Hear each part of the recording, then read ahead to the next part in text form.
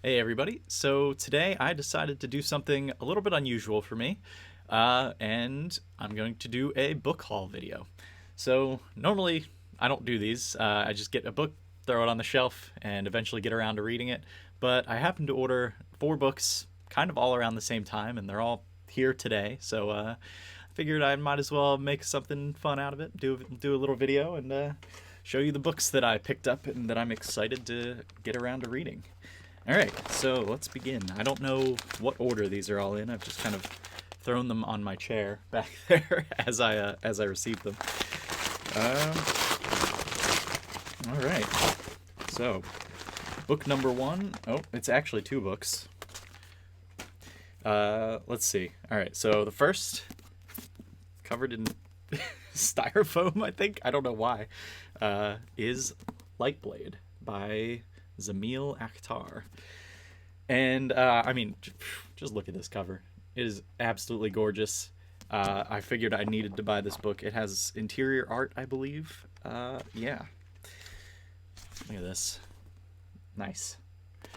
Yeah, I've never read anything by Zamil Akhtar before. Gunmetal Gods seems really interesting to me, but this was his latest book. I figured I'd pick this one up just to see if I enjoy him as an author. And it is progression fantasy. So I've never actually read any progression fantasy before. So I'm looking forward to it. I'm expecting it to be like a pretty quick read. Um, yeah, and I mean, it's about a guy going into a dream world and training with like essentially lightsabers, but there's also like an Eastern kind of dragon here. I mean, I it checks all my boxes to be honest. So I think I'm gonna really enjoy this. I guess I'll read the back here. So it says, in 3 days, Josh, which is very close to my name, I have to point out, Josh. I'm gonna just pronounce it as Josh probably. Josh will slay the God Emperor or die trying, but first he must train his Lightblade skills while asleep. Each hour of sleep equals a day in a lucid dream, plenty of time to master the essential Lightblade techniques and hopefully get skilled enough to defeat the monster who enslaved him and beheaded his parents and sister. When Josh awakens to learn that the God Emperor has surrendered to an even crueler foe, a mysterious Lightblade master who can summon divine dragons to burn whole cities, he'll face a trial by fire against forces far more frightening than he could ever dream. That is, if he's not still in one. So yeah, this is going to be a dope book, I think. And I am looking forward to reading it. All right, the next one that came packaged with this one, because I guess I ordered them close enough together. I am covered in styrofoam. Why are books shipped with styrofoam? They're pretty hardy. They're not fragile. This is a thin one. This is not a chonker like the last one. And this is, I don't believe this is a indie book. I think this was published by Tor. Yeah. This is The Builders by Daniel Polanski. And I had never heard of this book until 2 days ago, and it was an instant buy for me. The way I saw this marketed was that it is essentially a grimdark version of Redwall with Western elements, and that sounds just super cool to me. Also, I really like this cover. It's like, or I guess the main character is like a honey badger or something. Yeah, animal characters. I used to love reading the Redwall series. I think they got me into fantasy, to be honest. That must have been back when I was like 8 years old, 9 years old, 10 years old, because I stopped reading after I was like 13 and didn't pick up another book to read for fun until I think I was in college, to be honest. I was reading Harry Potter, the fifth book, got about halfway through it, put it down, never picked it up again, and the next book I picked up was like probably Flatland or something in my first year of college, and that's when I got back into reading. And then A Game of Thrones got me like really into fantasy. Um, but yeah, I figured this will be an interesting one. The Builders. So it just says this is a very simple one: a missing eye, a broken wing, a stolen country. The last job didn't end well. Years go by and scars fade, but memories only fester. For the animals of the captain's company, survival is meant keeping a low profile, building a new life, and trying to forget the war that they lost. But now the captain's whiskers are twitching at the idea of evening the score. So it sounds like a little bit of like revenge going on here. Yeah, I'm excited to read this one. I think it'll be a quick read. It's like less than 200 pages, it looks like. And, oh wow. The what is it? The spacing, like the margins are pretty big. So, yeah, I think this is going to be a really quick read. Yeah, that should be a fun one. Little palate cleanser. I don't know if you can call Grimdark a palate cleanser, but we're going to do it. That's fine. All right, next package here. This one was like half opened in the mail already, so hopefully no one stole my book. All right, so here we have The Seventh Cadence by Jim Wilborn. So this one is another indie published book, self-published, I believe. And yeah, another just fantastic cover. Look at that guy. Another dragon on the front. Super fantasy.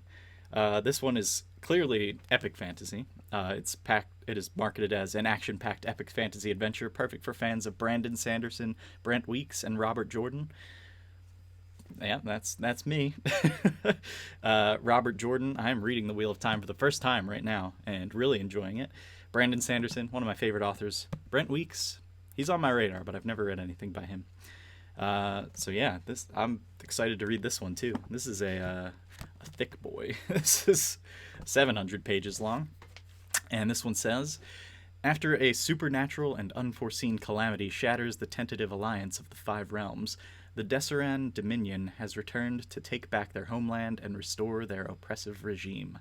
As the Dominion readies their troops for invasion, the fate of the entire world rests in the hands of a fugitive scientist, a powerful pacifist, and an unseasoned prince with little to guide them but their own ideals. With the freedom of a kingdom at risk, each must find their place in a world torn asunder. The Seventh Cadence is a sweeping high fantasy epic of war, found family, and reckoning with fate. So, this one caught my eye, partially because of the marketing, which is like, it's an epic fantasy. I like epic fantasy. But also, we are following a fugitive scientist. That's really interesting. I don't know. Have I read any books where a fugitive scientist is the main character in an epic fantasy? I don't think so. So I'm looking forward to reading about this person, whoever they are. So yeah, Jim Wilborn, Seventh Cadence. Seems like a good book.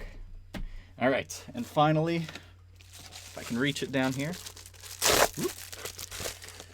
we have Stones of Light by Zach Argyle.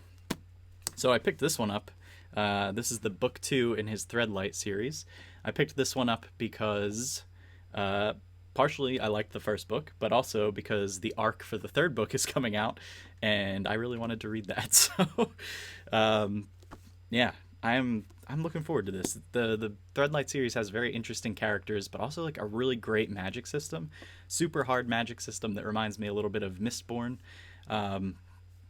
And yeah, the way the first book ended, the characters are kind of getting sent off in very unexpected directions.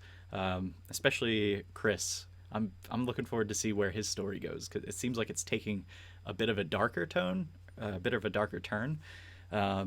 kind of feels like all the characters are going to take a darker turn to me in this book, which I guess is a little bit ironic because it's called Stones of Light. But yeah, let's see. I think this is the same blurb as the first book. I'm not sure. I'd have to pull it off my shelf to see. But it says, how far will they go to protect the ones they love? A broken father who's lost all control. Oh no, it's different. A broken father who's lost all control. A vengeful young woman biding her time. A hopeful young man bearing the weight of a people. Together they changed the world. Now they must deal with the consequences. And it says here, it is a flawless sequel, so hell yeah. Yeah, so I'm looking forward to reading all 4 of these books, to be honest. I also have a ton of other books I need to get around to, but I think I'm probably going to pick up Stones of Light next because the arc is coming out in a month and a half. I think August, Zach Argyle said he's going to send them out. So I definitely want to be ready for that. And yeah, I'm looking forward to all these books. I feel like this is a solid haul here. Yeah, let me know if you want to see more of these. I always buy indie books and other not necessarily indie books. I'm always buying books. I just cannot help myself. My shelves are overflowing. and I need more shelves, but I don't have any room, so that's a problem. Anyway, that's going to do it for me. Thanks for watching, and I will see you next time. Have a good one, everybody.